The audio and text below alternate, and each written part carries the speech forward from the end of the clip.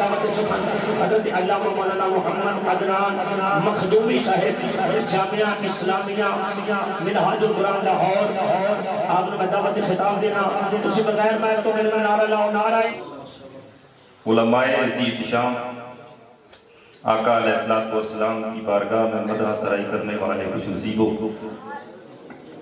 تحریک فکر اسلام ناروال اور خصوصاً جسر کے کارکنان اور آج کی اس بابرکت محفل میلاد مصطفیٰ صلی اللہ علیہ وسلم کو انعقاد کرنے والے خوش نصیبوں، اللہ تبارک و تعالیٰ کا بے پایہ لطف و کرم و احسان عظیم ہے کہ جس نے ہمیں آقا علیہ السلام کی غلامی کا اور مدح سرائی کا شرف عطا کیا۔ دربار حسینی فیض صاحب بنگالی شریف وہ آستانہ ہے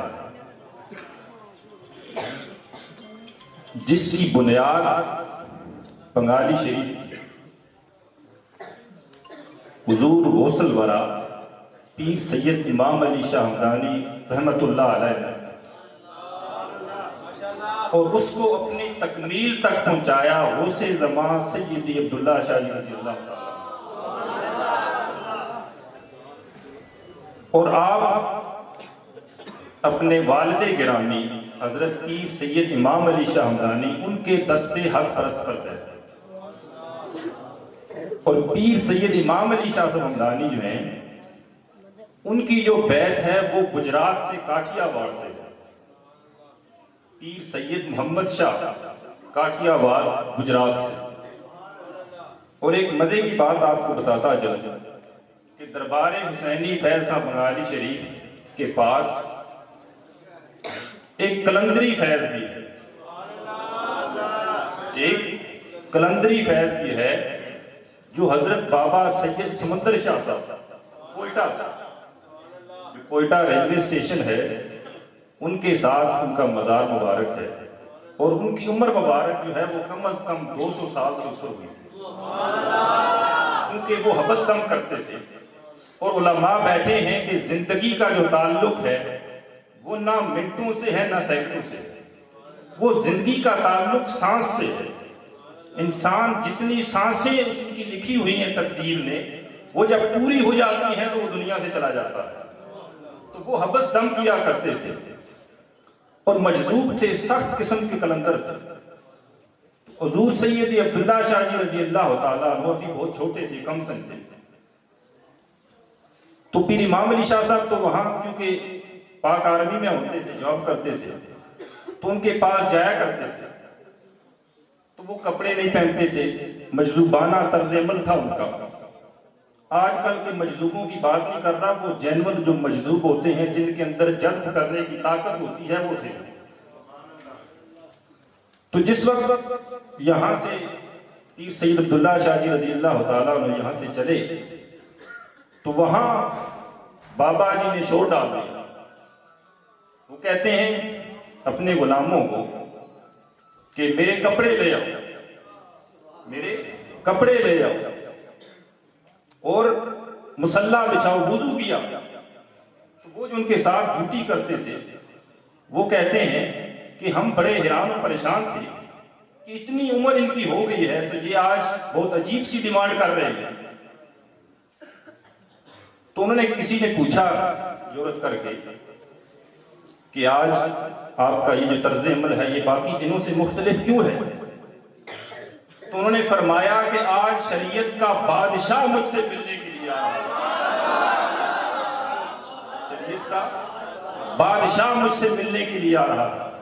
جس وقت حضور سیدی عبداللہ شاہ جی دربار شریف سے یہاں سے بنگالی شریف سے چھوٹی سی عمر میں چلے تھے، اور پھر وہ کلندری فیض بھی حضور سیدی عبداللہ شاہ جی رضی اللہ تعالیٰ عنہ کے توسط سے صاحبزادگان کو ملا۔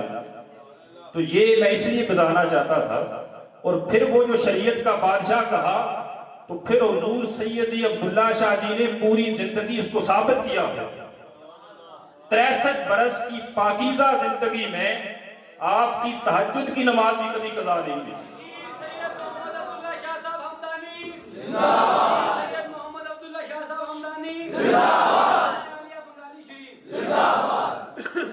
بتانا اس لیے مقصود ہے کہ جو دربار حسینی فیض بنگالی شریف کی عقیدت مند ہیں ان کو پتہ چلے کہ ایک طرف تو ان کے ہاتھ میں اہل بیت رسول کا ہاتھ ہے اور دوسری طرف انہیں ولی کامل کی صحبت بھی حاصل ہے.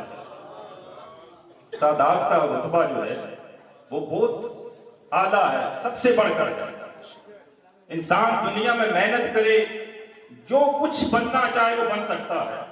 عالم دین بن سکتا ہے, محدث بن سکتا ہے, محقق بن سکتا ہے, فقیہ بن سکتا ہے, لیکن نہیں بن سکتا تو سید نہیں بن سکتا, کیونکہ یہ اللہ تبارک و تعالیٰ کی طرف سے وصیت کیا گیا. جو آیت کریمہ میں نے تلاوت کرنے کا شرف حاصل کیا ہے اور جس طریقے سے یہ بھی آپ کو میں بتانا چاہتا ہوں کہ جب آ رہے تھے ہم راستے سے تو کئی کلومیٹر تک پیر صاحب کا استقبال کیا گیا. چھوٹے چھوٹے بچے جو ہیں وہ گاڑیوں کے ساتھ دوڑ رہے تھے, عقیدت کے ساتھ, محبت کے ساتھ.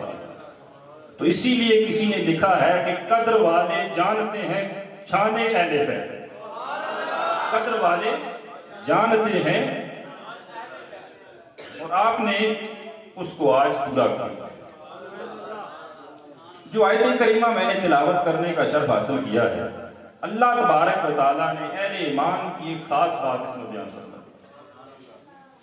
والذین آمنوا, وہ لوگ جو ایمان والے ہیں, اشد حبا للہ, اللہ کی طرف محبت ان کی بہت شدت سے ہوتی ہے. اللہ کی طرف ان کی محبت بہت شدت سے ہوتی ہے. تو جب محبت شدت سے ہو جاتی ہے, محبت کے درجے سے بڑھ جاتی ہے, تو پھر وہ عشق الہی بن جاتا ہے, وہ عشق الہی بن جاتا ہے. لیکن یہ عشق الہی کی, محبت الہی کی اور یہ ایمان کی جو خاصیت اللہ تبارک و تعالیٰ نے بیان فرمائی ہے اہل ایمان کی, یہ ملتی کس کو ہے, یہ حاصل کس طرح کی جاتی ہے؟ کیونکہ اللہ تبارک و تعالیٰ کو تو ہم دیکھ نہیں سکتے, ہماری آنکھیں اس قابل نہیں ہیں کہ اللہ تبارک و تعالیٰ کی ذات کا مشاہدہ کر سکیں, دیکھ سکیں. تو پھر کیا کیا جائے؟ پھر فرمایا کہ اگر میری محبت چاہتے ہو تو میرے محبوب کی محبت کو اپنا لو. میری محبت چاہتے ہو تو میرے محبوب کی محبت کو اپنا لو, تمہیں میری محبت مل جائے گی. اور اسی کو ایمان ملے گا جس کے پاس محبت رسول کی دولت ہوگی, محبت رسول کی دولت ہوگی. اور ہم تو الحمدللہ آقا علیہ السلام کے غلام ہیں, امتی ہیں, ان پر درود و سلام پڑھنے والے ہیں, ان کے گن گانے والے ہیں. اہل بیت اطہار کے ساتھ ہمارا تعلق ہے. اور یہ بھی آپ یاد رکھ لیں کہ جس کو بھی شان ملی ہے, اہل بیت کو شان ملی تو اس لیے کہ اہل بیت رسول ہیں. اگر صحابہ کرام کو شان ملی ہے تو اس لیے کہ آقا علیہ السلام کے ساتھی ہیں, آپ کے ساتھی ہیں. کائنات کی جتنی چیزیں معزز ہوئی ہیں, جس وقت ان کی نسبت رسول سے ہو جاتی ہے ان کی عزت بڑھ جاتی ہے. اس لیے ہمیں نسبت رسول کو دیکھنا چاہیے. غزوہ خیبر کے بعد اس وقت آقا علیہ السلام فتح کے بعد واپس آئے, تشریف لائے, تو ایک دراز گوش جس کو ہماری زبان میں گدھا کہتے ہیں, وہ آپ کی بارگاہ میں آیا اور عرض کی, یا رسول اللہ صلی اللہ علیہ وسلم, میرے آباء و اجداد میں جو گزرے ہیں ان پر 60 انبیاء نے سواری کی, اور میں اپنی اس جو نسل ہے دراز گوشوں کی, اس میں سے سب سے آخری ہوں, اور آپ بھی سب سے آخری نبی ہیں, تو اس لیے مجھے آپ کی سواری کے لیے پیدا کیا گیا ہے. آپ یہ واقعہ ذہن میں رکھیں, پھر میں آپ کو آگے چل کے بتاتا ہوں کہ جب نسبت رسول مل جاتی ہے تو انسان حیوانوں کے اور جانوروں کے جو مقدر ہیں وہ کردار وہ بھی بدل جاتے ہیں.